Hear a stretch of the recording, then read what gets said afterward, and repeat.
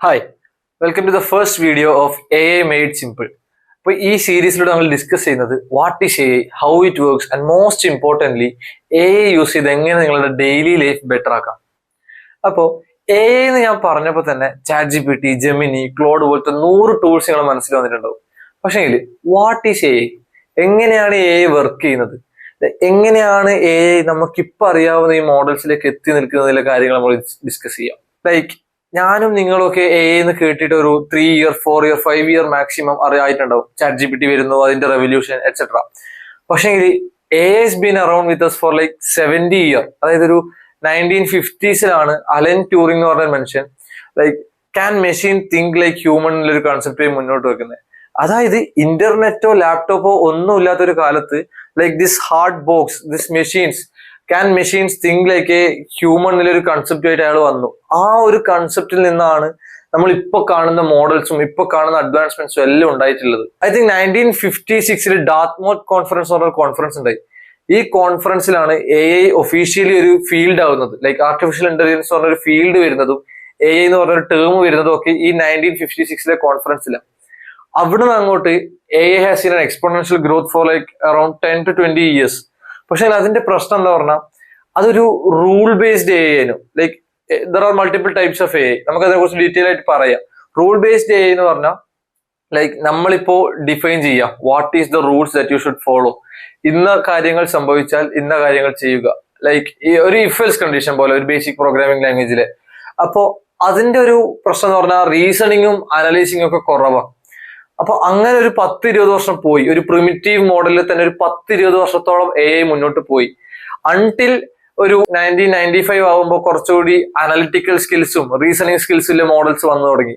Eventually IBM deep blue എന്ന് പറഞ്ഞ ഒരു ചെസ് മോഡൽ ഉണ്ടാക്കി. അപ്പോ 1997 വേൾഡ് ചെസ് ചാമ്പ്യനായ ഗാരി കാസ്പറോവിനെ ഈ ഡീപ് ബ്ലൂ ചെസ്സിൽ തോൽപ്പിച്ചു. അന്നാണ് വേൾഡ് റെക്കഗ്നൈസ് ചെയ്തത് okay A is officially intelligent than humans. അന്ന് തൊട്ട് സയന്റിസ്റ്റ് ആയാലും ആരായാലും ലേണിംഗ് ബേസ്ഡ് മോഡൽസിനെ കുറച്ചുകൂടി ഫോക്കസ് ചെയ്തു. Like a shift from rule based model to learning based model.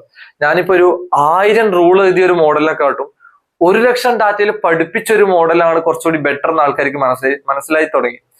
Analytical സ്കിൽസും റീസണിങ് സ്കിൽസും അഡാപ്റ്റബിലിറ്റി സ്കിൽസും, അതായത് ഒരു മനുഷ്യൻ ഡെവലപ്പ് ചെയ്യുന്ന ഓരോ സ്കിൽസും ഒരു മെഷീനെ കൊണ്ട് ഡെവലപ്പ് ചെയ്യാൻ ഈ സയന്റിസ്റ്റുകൾ ചിന്തിച്ചു തുടങ്ങി. അങ്ങനെയാണ് മെഷീൻ ലേണിംഗിലേക്ക് എത്തി. എങ്ങനെ മോഡൽസിനെ ട്രെയിൻ ചെയ്യാം, എങ്ങനെ മെഷീൻസിനെ ട്രെയിൻ ചെയ്യാം. ഒരു മനുഷ്യനെ ട്രെയിൻ ചെയ്ത് അവന്റെ ഇന്റലിജൻസ് ഡെവലപ്പ് ചെയ്യുന്നത് പോലെ തന്നെ എങ്ങനെ മെഷീൻസിനെ ട്രെയിൻ ചെയ്ത് അതിന്റെ ഇന്റലിജൻസ് കൂട്ടാമെന്ന് സയന്റിസ്റ്റ് ചിന്തിച്ചു തുടങ്ങി. So that's machine learning. അതിന്റെ ഡിഫറെന്റ് ടൈപ്സും ഡിഫറെന്റ് കാറ്റഗറീസും എല്ലാം ഉണ്ട്. നമുക്ക് ഡീറ്റെയിൽഡ് ആയിട്ട് മെഷീൻ ലേണിംഗ് എന്താ, അതിന്റെ ടൈപ്സ് എങ്ങനെയാ, എങ്ങനെ നമുക്കൊരു മോഡൽ ട്രെയിൻ ചെയ്യണം, നമുക്കൊരു പിന്നെ ഒരു വീഡിയോ ചെയ്യാം. So now think like machine learning is the art of teaching machine, like or the process by which machine learns things. അതായത് ഇപ്പൊ സിമ്പിൾ ആയി പറയുന്നതാണെങ്കിൽ ഞാനിപ്പോ ഒരു 1,00,000 photos of A dog or A കാറ്റ് കൊടുക്കുകയാണെങ്കിൽ അടുത്ത ഫോട്ടോ കൊടുത്താല് അത് ഡോഗ് ആണോ കാറ്റ് ആണോ എന്ന് പ്രെഡിക്റ്റ് ചെയ്യാനുള്ള കഴിവ് മെഷീൻസിന് ഉണ്ടാവണം. അപ്പൊ അതിനാണ് മെഷീൻ ലേണിംഗ്. ലൈക്ക് ആ പാറ്റേൺ റെക്കഗ്നൈസിങ് ഫോർമാറ്റ്, ആ രീതിയിലാണ് മെഷീൻ ലേണിംഗ് എന്ന് പറയുന്നത്. അങ്ങനെ ഒരു ഡെക്കേഡോളം മുന്നോട്ട് പോയി എ ഐ ഡെവലപ്മെന്റും എ ഐ ടൂൾസും ഒക്കെ. ലൈക്ക് ഈ മെഷീൻ ലേണിംഗ് അൽഗോരിതംസ് ഒക്കെ ഡെവലപ്പായി എ ഐ സോൾവ് ചെയ്യുന്ന പ്രോബ്ലംസ് ബിഗർ ആൻഡ് ബിഗർ ആയി വന്നു. അപ്പൊ ഇവഞ്ച്വലി സയന്റിസ്റ്റ് ചിന്തിച്ചു തുടങ്ങി ഓക്കെ ഏറ്റവും ഇന്റലിജൻസ് ഉള്ള ഓർഗാനിസംസ് ഹ്യൂമൻസ്. അപ്പൊ ഹ്യൂമൻ ബ്രെയിനിനെ മിമിക് ചെയ്തുകൊണ്ട് എന്തുകൊണ്ട് മെഷീൻസിൽ നമുക്ക് അഡ്വാൻസ്മെന്റ്സ് നടത്തിക്കൂടാ.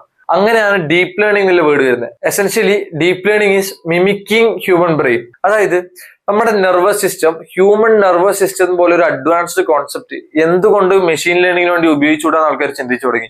അത് ഡെവലപ്പായി ന്യൂറൽ സിസ്റ്റവും ഡീപ് ലേണിംഗ് അൽഗോരിതംസും ഡെവലപ്പായി വന്നാണ് നമ്മുടെ എ ഐക്ക് എക്സ്പോണൻഷ്യൽ ഗ്രോത്ത് ഉണ്ടായത്. അതായത് അനലിറ്റിക്കൽ സ്കിൽസും റീസണിങ് സ്കിൽസ് ആയാലും കണ്ടക്സ്റ്റ് മനസ്സിലാവാനായാലും natural language processing, computer vision, ഇങ്ങനെ കുറെ കാര്യങ്ങൾ ഈ ഡീപ് ലേണിംഗിന്റെ മുകളിൽ വന്നു തുടങ്ങി.